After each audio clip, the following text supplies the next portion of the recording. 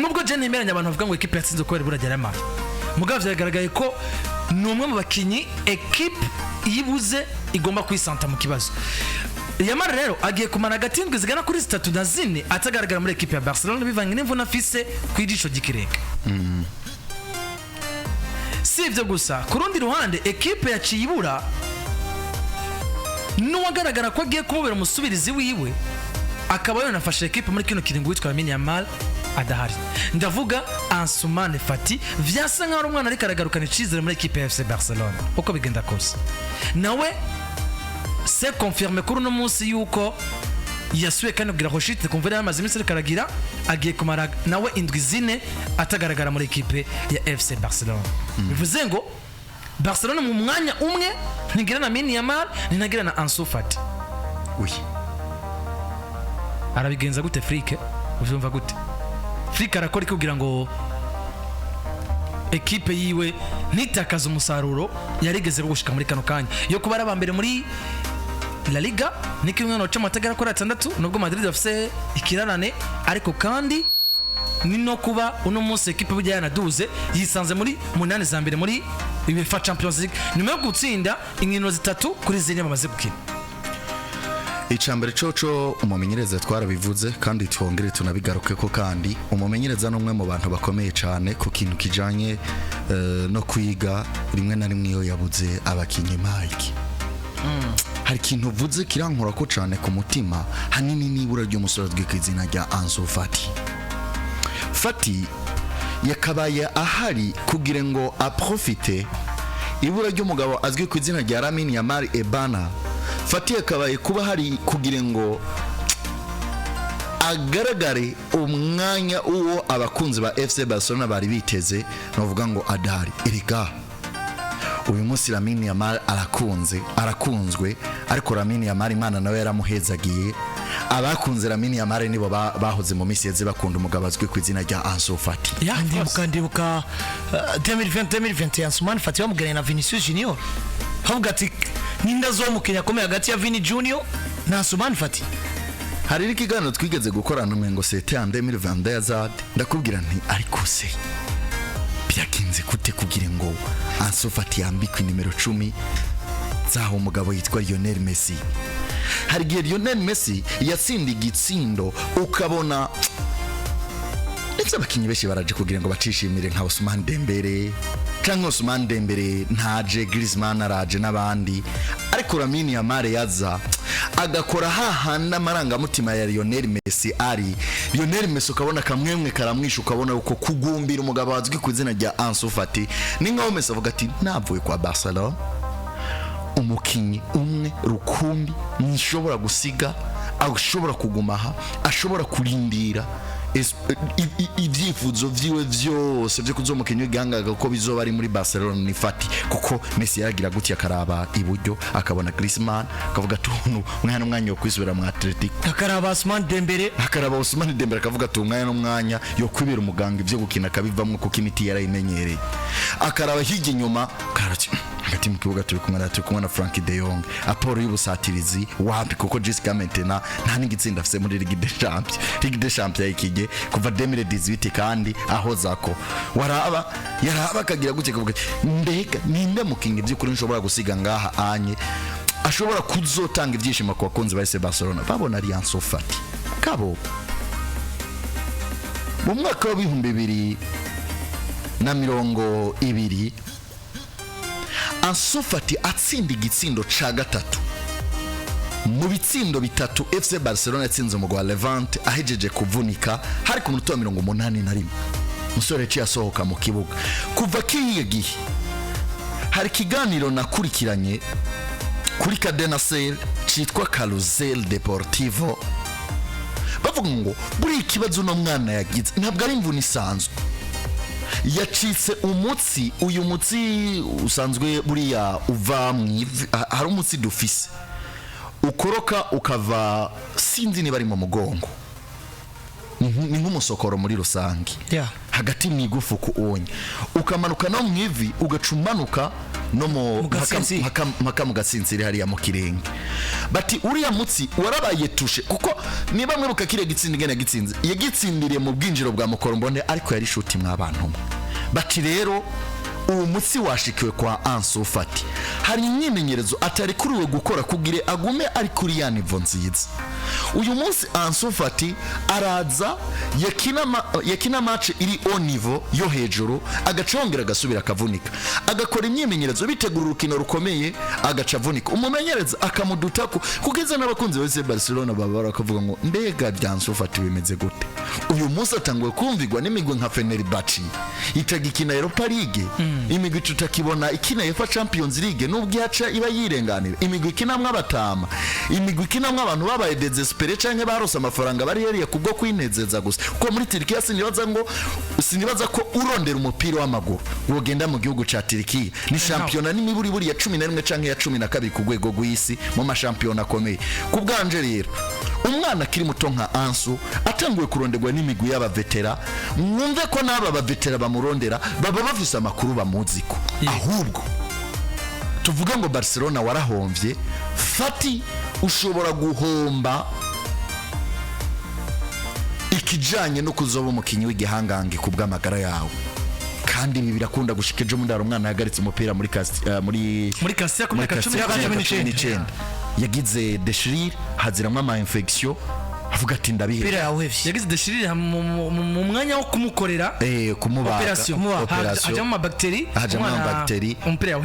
umupira yawuhevye rero mwumve ngo ibi bintu ni bya affecta gusa au niveau physique biragenda au niveau psychologique mentalema bikica umukinyi kugeza yaho ubwiwe yiyumva nk'umustar ari nyuma y'ikibuga canke yambaye za mpunzu kubera amafaranga ahembwa mugabo mu kibuga akumva ari wa mukinyi ataco yarakwiye gutanga ahubwo rero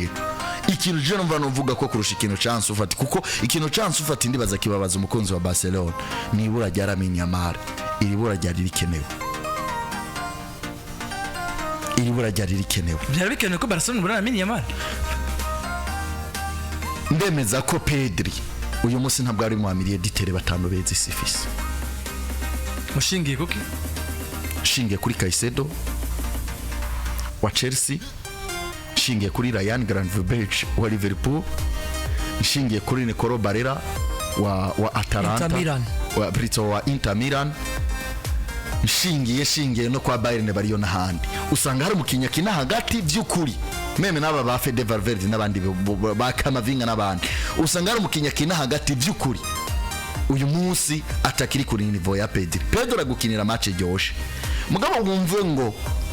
ivyo Rodri yotanga nubwo badakina ku mwanya umwe sivyo Pedri yoguha ivyo Caicedo yota aba bahungu bakina hagati basi bakiri bato bamwe usanga bazibira ubundi bamwe nk'aba Caicedo barazibira Pedri bimusaba confiance ko mwanya reka confiance ko nawo numwanya dusanga ko ba Kevin De Bruyne umunsi Kevin De Bruyne n'umusaza nubwo bari mu mvuna avuyeyo ashobora kuguha ivyo Pedri atogo bivanye na experience bivanye n'ubushobozi Imana yamuhaye donc kubera kinone Pedri umuvuduko we wagiye ugabanuka nitsi imvune za hato na hato niriruha ry'imitsi nicikagurika ry'imitsi n'imiti babatera n'amantrema babakoresha n'amajambo babwirwa ati yamara garuka mu kibuga gerageza mwihate bakaza kandi baracari bato hanyuma bakishira kuri pressure y'abantu bafite imyaka 30 canke 40 kuko bapiriro twabamenye bafite imyaka ingaha bapiriro baje gufatisha ku myaka 32 agafatisha muri Juve nyuma yo kuva nko muri Mira rona Piriro yaraciye mu migwi itandukanye Piriro Mira yamubwiye ati nta contract ukongera yabaye umukinyi mwiza ku mugabane wa Buraya inshuro umengo zitatu nimba atari zibiri zikurikirana ku myaka 32 tugende turabe Armando Maradona ku myaka 22 yari bwakora ibiki nana kibsanga ari nka navyo Cristiano Ronaldo Vendeza yaramaze kugera ku biki Lionel Messi Vendeza yaramaze kugera ku biki ntabwo ari vyishi uza gusanga ubwana ku myaka 19 ku myaka 20 bufise abagore bumaze gukina match zirenga ijana kandi ziri ku rwego rwo hejuru bufise ibitsindo n'imiburi buri birenga 20 bugeze mu kibuga bugakina nk'ubwana bw'imyaka 27 29 oro ku mubiri suko mon frère hari ibintu so wawe yakurinda Mike warigeze uja gusatura ufise imyaka 10 oya biragoye oya kabisa wigeze uja guca amakara ufise imyaka 10 Mike utamugora no kugeza ubu n'umunyagisagara ibyo byumva ku radio abantu bakuriye ruguru nibaze ko basi muri rusangi hari bikogwa wowe warakoze biruhije birengeye imyaka yawe ukiri muto nuko rero usanga umuvyeyi yagera gukingira rimwe na rimwe nuko rero wumve ngo hari ingamba babara Yamal batabarinda bivanye na tara Imana yabahaye ega bamwe ijambo ry'Imana biriyo none nta bagabo basamajwe mu gihugu ca Israeli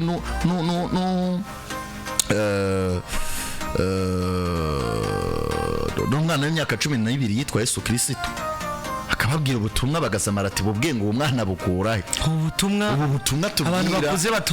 abantu bakuze batovuga buva heyi aba bantu muri shengero rigasamarira umwana w'imyaka 12 ni nakaba bamenyereze baruse Yamal bakubwira ati katawundi mukinyi tubona ari bukore ivyo no mwana ashobora gukora ntituri bumwirengagize so mukinisha uko ukene uko bwije ni vyiza kuri Yamal 3 semaines kubwiwe ni ropo azogaruka plus fort que jamais azogaruka nkuko tutavuze tubona mwino misi azogaruka akomeye cyane kubganje kuko indwi zitaturaba FC Barcelona ifise inkini zihe imaze gutamwo imaze gukomeye mugabo kandi equipe nayo iramukeneye ariko babikoze inkino zibiri equipe yamubuze yatsinzwe nta kiri butwemeze yuko nimba yamenye Yamal mu manezi ngino muri championnat barushangaye muri championnat barushangaye Real Madrid atandatu yego est-ce que Real Madrid no munsi iri capable yo gutsinda inkino zibiri muri championnat FC Barcelona yatsinzwe inkino zibiri cyo kintu kiraba Barcelona irusha amanota 6 Madrid mugabo Madrid ifise kirarana na Valence batakiye muravyibuka bibaye nuko match yabo yabaye reporté iyo nayo ni match yagaha ni match ishobora kuba itana cyangwa bakanayitsinda mugabo muri course no koregwa akazi n'ubundi ugomba kwizera akazi kundi wabanje kukikorera of course ivyo kuvuga ngo twe Barcelona twatsindwa kabiri ngo mbega Madrid yari capable yo gutsinda kabiri twe twatsinzwe pourquoi pas ushobora gutsindwa na gatanu undi agatsinda gatandatu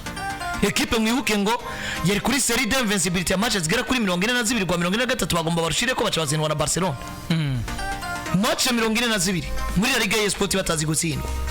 kipe ruka gutsindwa ku ndwi ya gatandatu bazina Atletico Madrid mu mwaka weze Barcelona nyene yabitsinda isubiye gutsindwa na FC Barcelona bivuze ngo equipe iri capable yo kwanjera ingiro 5 6 7 8 9 10 15 idatsinzwe mu gihe wowe utsinzwe ni esheke kuri wewe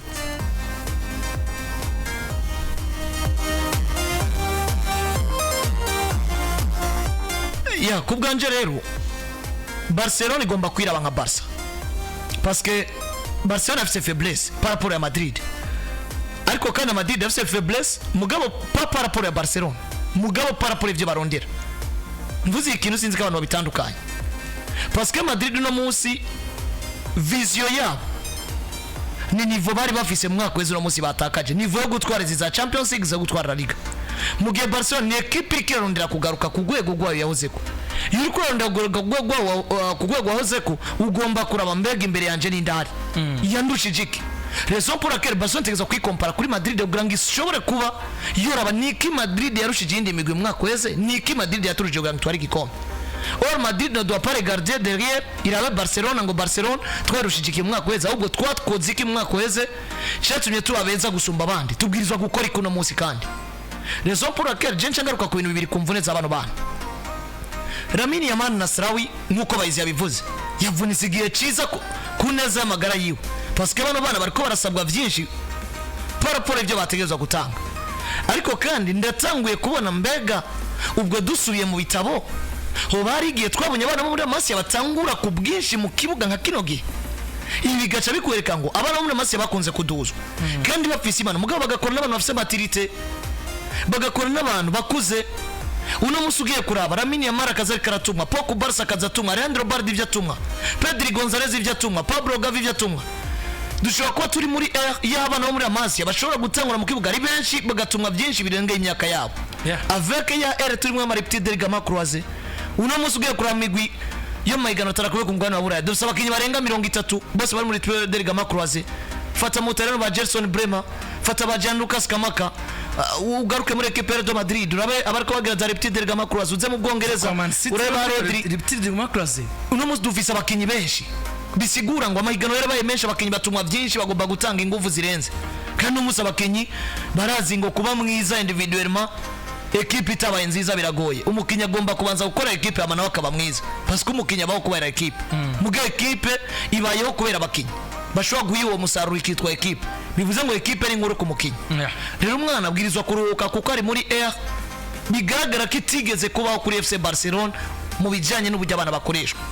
Nkaca ngaruka ariko nkaraba mbega Barcelona sigiye kugira ikibazo gusumba uko Yamal yogira ikibazo atari karakina. Parce que kumara indwi 3 Yamal adakina ni avantage kuri we, araza kugaruka afise fraîcheur physique imeze neza. Mugabo FC Barcelona muzi bigaragara ko ni equipe gusubiriza umugabo yitwa Lamine Yamal Nasra wari kibazo. Haravuga umwana Toni Fernandes guturuka muri La Masia ko ari we equipe ishobora kubigira iduze kuza gusubirira kino kibanza cya Lamine Yamal. Nibaza Toni Fernandes parce que reka ni inspire ku nkino Barcelona imirije sivyo, ariko nawe araza kwadugije uburyo mu buryo Lamine Yamal nawe yadugijwemo ko gufata risk ko tamukenya hareka tumuduze hama mwana kaza kexpose. Ariko attention na context, i Barcelona yo kuri urwego Afrika igiranye ko twayeruka ryari ni kera. Bivuze ngo no musi umukinyi wese yinjiye, narabivuze kuri Ansu Fati. Ansu Fati azga yinjira mu kibuga kirimo Rafinha, kirimo Lamine Yamal, kirimo Robert Lewandowski, gasa n'umuntu yisanze mu gihugu bavuga urimo adatahura, parce que iyo confiance bwa mbere agerageje kwipima kuba hasanze ari sous-estima. Vuga ati iri zina nije nari ndarifise nsanze no musigize gute rifise abandi imisa amajana 2 amajana 3 atagitsindo. Ugarutse muri Barcelona barikora kugwana kurazi ngo amagara yanje umwanya yonde seva. Ibyo byose ni ibintu fatagwana navyo byatumye ni performance equipe ituma n'ubundi tutobona ari Fati mwiza, kuko uko agaruka Fati yaba yarisanze muri Barcelona mbi yarafise amahirwe yo kuba mwiza gusumba ubu yisanze Barcelona ari nziza gumengira murengeye. Ico tuma mbona ko solution atari Toni Fernandes, parce que uno musi reka dufate karoro nk'inkino Barcelona bimirije kugira ngo turabe mbega zifise anjiyaye. Est-ce que Toni Fernandes yoza hano cyane dusanga Barcelona cyo bakeneye niki, bagomba kubanza kurondera solution mu bari disponible gusumba kurondera solution mu bana baduza. Parce que nshobora kumbwira no munsi equipe nka FC Barcelona akarorero nyuma yuko batsinzwe na equipe ya Sociedad deja pressure yatanguye, nubwo batabishira abona pressure yatanguye. Equipe irakina na Celta Vigo nyuma ya treve, nyuma ya Celta Vigo barakina na Brest, nyuma ya Brest bakina na Las Palmas. Celta Vigo imwe mu equipe bagora muri Liga, hani na equipe yatanguye nziza muri UEFA Champions League. Hani muri UEFA Champions League twarabonye package yo kunegesha mugadufashe abantu baje no kuri YouTube babona bagafotoka Toni Fernandes witwa Crovisi yakabazani nawe n'umwana dufashe inguvu Barcelona babwizwa gutanga kwizi nkino. Bigaragara ko amahirwe bafise ni menshi yo kuzitsinda, parce que uzanye Brest ukazana Celta ukazana Las Palmas mbere uko Lamine Yamal agaruka, birumvikana ko n'inkino zikinika. Nyuma yaho gato bashobora peut-être azoba ari inserte nko kuri Real Mallorca bayisanze Stade Mallorca, kimwe mu bibuga bigoye vyagoye Barcelona vyagoye Madrid kugeza n'uno mwanya bave date muri cyari ugiyeho bakwimbira icobo kugira ngo wikureho biba bigoye. Rero Barcelona usanga mwizino nkino badafise Lamine Yamal, duca tugaruka muri yaho twabonye equipe ishobora gutsindwa na Osasuna ko kumenyereza yagize rotation. Bivuze ngo 11 umenyereza yifuza nibo afise nimba ari bafise. Est-ce que ugwego bari bageze ko na pressure, parce que uko ugenda uratsinda niko pressure yongera. Uko Las Palmas kwitegurira uhejeje kunyagira nka Valladolid bitsindo bitandukanye nuko Las Palmas ari kukwitegurira uhejeje gutsindwa na Sociedad de Fatakaruru canke umazigiye uri kuratsinda ibitsindo 8 9 10. Rero bivuze ngo equipe igomba kurondera solution, mugabo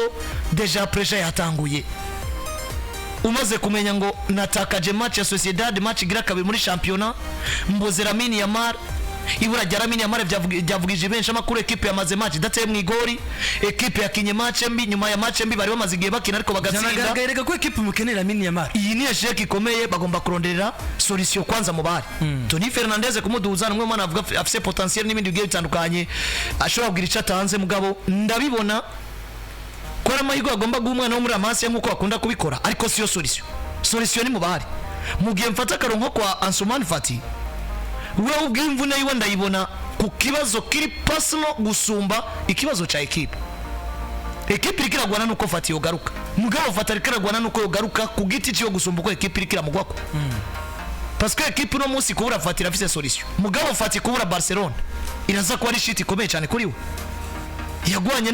Yagwanye no kudasohoka kenshi bahizi yabivuze gusohoka ukaza za Turkiya kurondegwa n'imigwi itandukanye za Inter Miami zavuzwe. Ibi ni ibintu ufata ariko aragwa navyo akavuga ati ngomba kwerekana performance nziza kugira ngo iyi migwi igomba kunyicira kariyeri kandi ivuga imvi nyuma shobora kuba umukinnyi yempoza muri Barcelona. Objective niyo kwempoza muri Barcelona kuri Ansu Fati. Mu gihe Barcelona ironse Fati ni avantage, idavise Fati mugabo equipe iriko iratsinda. Raison pour laquelle mvuga ni Fata komeje kugira marchance nkuko bayizi yavuze bishobora kurangira tubuze Ansu Fati twari twiteze. Nico kintu mbona. Barcelona ni bugwane ni burajya jebona na mazino gana maduti jana kwijana ko bigoye kandi ko twongera kubona Fati mwiza twari dufise. Yagize imvune mbere yuko baja muri pre-season ariko arigaragaza mu myimenyerezo avuga ati dufise umukinyi mwiza yitwa Ansu Fati agira imvune champion itangura dahari Yamal akitwara neza Lewandowski akitwara neza umenyereza n'undi avuga ati nubwo muvuga aba bagabo hari umwana yitwa Ansu Fati ni agaruka ndazi uko mwese muzocereza muvuge Ansu Fati. Nyuma yo kugaruka n'undi tubona umenyereza muzana buke akamubanira mu nkino zimwe tukabona ko ari gestion nziza kugira ngo ashobore kugaruka ku rwego ariko n'ubundi birangiye amaze kugaruka jewe kubganje kuva Fata garuka match ya Sociedad ya ikinya afise rythme na psychologique mona kumenga yari yiteguye gusumba izindi yarasa n'umukinnyi ariko aragaruka bwana musi ugira roshite kandi ugiye kumara ukundi kwezi utagaragara uragaruka Barcelona irikirarondera iki kugira ngo ishobore kurondera umwanya biragoye. Ansu Fati kariyeri yiwe n'amagara yiwe nibiriko biramworohereza cyane gusumba uko Barcelona musi irikirabura Yamal ikavuga ati vyanka bikunda turaburikora ariko tudavise Yamal turumva yuko ari kibazo gihari. Ivyo kuri Fati vyaramaze kuba birangira nuko imezire kuri Ansu Fati ariko kandi muri Barcelona mbere ko tuja kuri Erling Brotherland bwana bahizi equipe buri irikirimvira projet yo gusubiriza mu nimero 9 wabo nyuma yuko bigaragara ko Robert Lewandowski nubwo amufise gushika muri kano kanya akaba ari na top scorer wabo akaba kana batsindira ariko bigaragara yuko atarimo mu bakinyi bo kwizera sezo zitatu zine zimbere bivanye n'inyako n'umusegeze ko n'ubujyana kinishko banashaka. Equipe ya Barcelona imaze kununganuga abasatirizi batari baki